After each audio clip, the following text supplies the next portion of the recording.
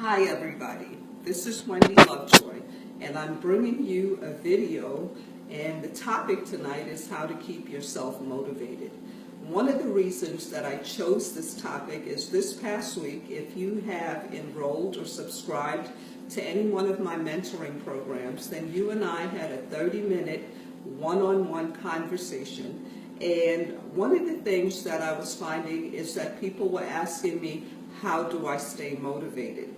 A lot of people had some amazing resolutions at the beginning of the year, and they were so pumped up about getting these things accomplished in 2016, and now I'm hearing things like, how do I stay motivated? So I always stay motivated. That's because my goals are very important to me, and I have really tapped into my why. But I wanted to share 10 of the ways that I stay motivated. I could share at least 150, but tonight I'm going to share 10. And one of the first ones is you've got to honor your skill sets. Now, what do I mean by that? If you're the type of person that in school they told you were the class clown and you're always telling jokes and you like to make people happy, your natural skill sets would work really well as a comedian. But you can also use those skill sets to make people feel very comfortable in any sort of sales business, including real estate, multi-level marketing, and so many others. The other thing you want to look at is if you have a vision, okay, you've got to be willing to do the work. So you can't have a dream and a vision and not be willing to do the work. We just celebrated Martin Luther King's birthday, and can you imagine if he had the dream but he wasn't willing to do the work? We wouldn't have any cause to celebrate him. So again, a dream without a vision, or a vision and a dream without you having the desire to do the necessary work, can become a nightmare, because that same dream starts to aggravate you. It starts to make you feel unhappy and agitated, but it's only because you're not willing to do the work that is going to get you to see that dream or vision become a reality. So I want you to think about that. Number 3 for me is to continue to start attaching good feelings to having money. A lot of people will sometimes not want to make the money or do the actions to make the money that they have to do because they've not attached very positive feelings to being successful. In their past, somebody may have said some negative things to them, or they had negative experiences when they tried to become successful, or they looked at mistakes they made in a very negative way. But if you start attaching good feelings, I like to think about the way I've been able to bless people when I am successful, the way I'm able to help people when I have a closing, the way I'm able to make sure people are enjoying life when I go to church and give money, not only tithing, but give a portion to pastor appreciation. Think of things that make you feel good about having money. I was speaking to a gentleman this past week, and one of the reasons that he's not achieving the success that he should have already achieved is because he keeps meditating on what people have told him in his past, and they've spoken pretty much what I like to call a curse over his life, because they kept telling him he won't succeed, and he bought into it. I love what Les Brown says. He says, never let somebody's opinion of yourself become your opinion of you, unless you're speaking to edify yourself. You've got to keep telling yourself, I am a winner, I am successful, I love what I'm doing, people love to work with me. Those are the kind of things that are going to keep you motivated, and you may have to get up every single morning and say at least 10 of those types of affirmations and put some energy toward it. The other thing that I want you to look at is you have to understand, number 4, that you're either going to learn from your mentors or you're going to learn from your mistakes. And I don't know about you, but the mistakes I've made on my own were much more costly than the mistakes my mentors have stopped me or helped me not to make. When I think about my mentors, they have helped me. They have helped me. And they have been worth every single penny that I have paid for them. They have paid, every penny that I've paid for mentors has really saved me in the long run. And had I not invested in mentors since the early 80s, I wouldn't be able to just come up with the kind of information that I share with you guys. And I still invest in my mentors because, again, the mistakes that I make on my own would be much more costly than the money I invest in mentors. So again, number 4 is understand you will learn from your mistakes or you will learn from your mentors. Number 5, I want you to think about this. For number 5, you are going to focus on putting yourself in an environment of the people that are doing what you want to do. Nowadays, with social media, Instagram, Pinterest, Periscope, and I can go on and on and on, including YouTube and so many others, you can put yourself in the environment of the people that are doing what you want to do. My mentor calls it a vortex, because once you get in that environment, there's an energy that keeps you moving and just really accomplishing in that environment. And the best way to explain that is, if you ever met pastors, most of their friends are pastors or people in ministry. When you meet people in the music industry, most of their friends are in the music industry. And they seem to propel and get further along the way when they connect with more people doing what they do. Now, I want to share number 6 a little bit differently.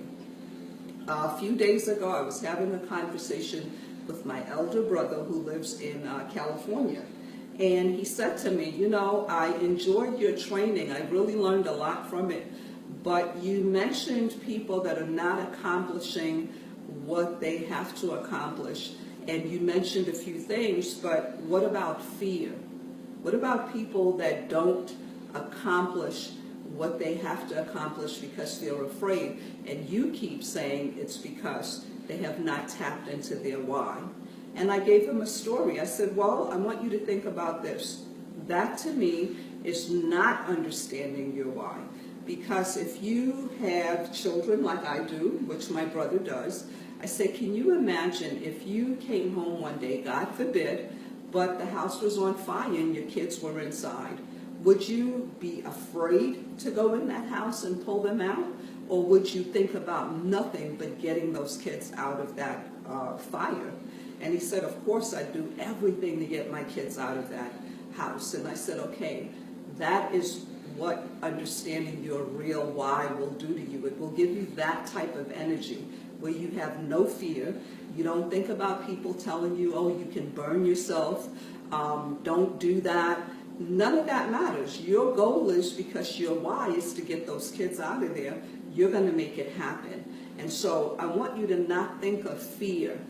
If you're still fearful, if you're still procrastinating, if you're still doing the things that are stopping you from moving forward, then you've not made a decision that your why is very, very important. And so I want you to revisit your why.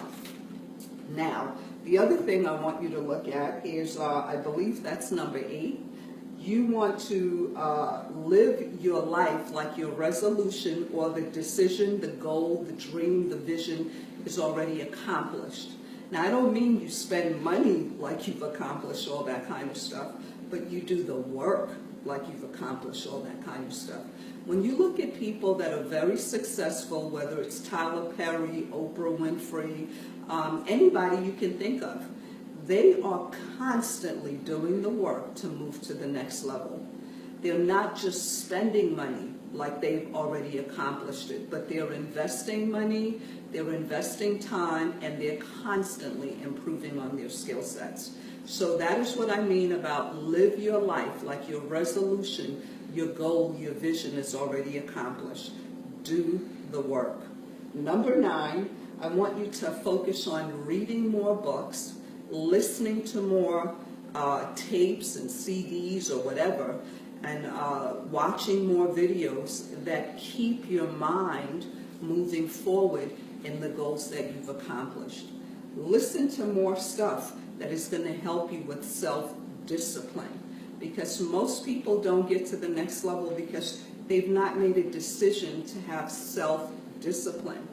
And no matter what, if somebody laid out everything that you need to do to become successful, you would not continue to be successful without the self-discipline. You've heard about people who've won millions of dollars in lotteries, and then a few months later they're broke again because they didn't take the self-discipline to go ahead and master the habits of people who had to work to get the money that they won instantly. Another thing you can look at, there's a saying that if you took away all the money from everybody on this earth today and you had everybody start all over, the people that were wealthy, they'll be wealthy again. And the people that are broke will be broke again, because the wealthy people will do what other people aren't willing to do to have the success that they got in the first place. And it all comes with self-discipline. Oprah Winfrey says it best. In her younger years, when she was making $24,000, then she lived under that budget. And then when she was in her older years and she made $30,000, then she lived under that budget. And now, because of her early years of discipline, she still disciplines herself, but she never runs out of money. Self-discipline is very, very important. Number 10 is you want to spend less money. Spend less. A lot of people, they make a little bit of money and they start spending it like they've gotten there already. If you are not able to have a year's worth of your bills put to the side, then you can't be Big Willie yet, okay? You cannot become Big Willie yet. You still have to discipline yourself. You can't go to Starbucks every single day. You cannot, buy the cigarettes and all that other stuff. Anything that is beyond your bills or reinvesting in your business until your business is making money, whether you're involved in it or not, that is when you can start splurging a little bit. So again, these are the 10 things that I use all the time to keep myself motivated. And as I said, I have a lot more, but I'll share some more on another video. Right now, I want you to consider listening to this tape over and over and take 1 or 2 or 3 the most, and just look at where you are in these areas and be totally honest with yourself, because that's one of the things. You cannot get to where you want to go until you know where you have to start from.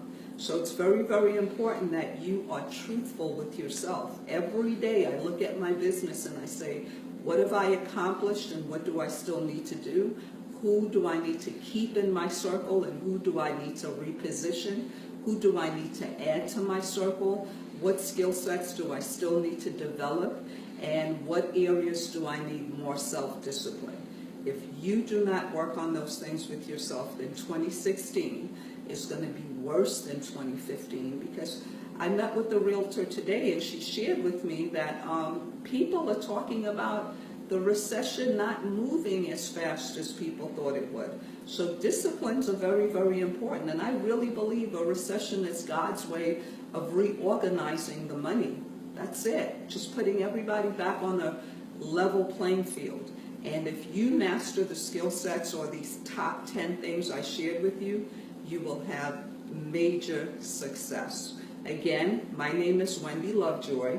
And if you want to connect with me, you can connect with me at www.yellowlettermentoring.com or www.moneyanswersallnow.com. You can also like me on Facebook at Wendy Lovejoy Coaching, and you can connect with me or friend request me at Wendy Williams Lovejoy. I'm also on YouTube at Wendy Lovejoy TV, and I'm on Periscope and every other social media you can think of. There's even a blog if you like to read. So with that being said, I hope to see you after you master all these 10 suggestions. Talk to you soon.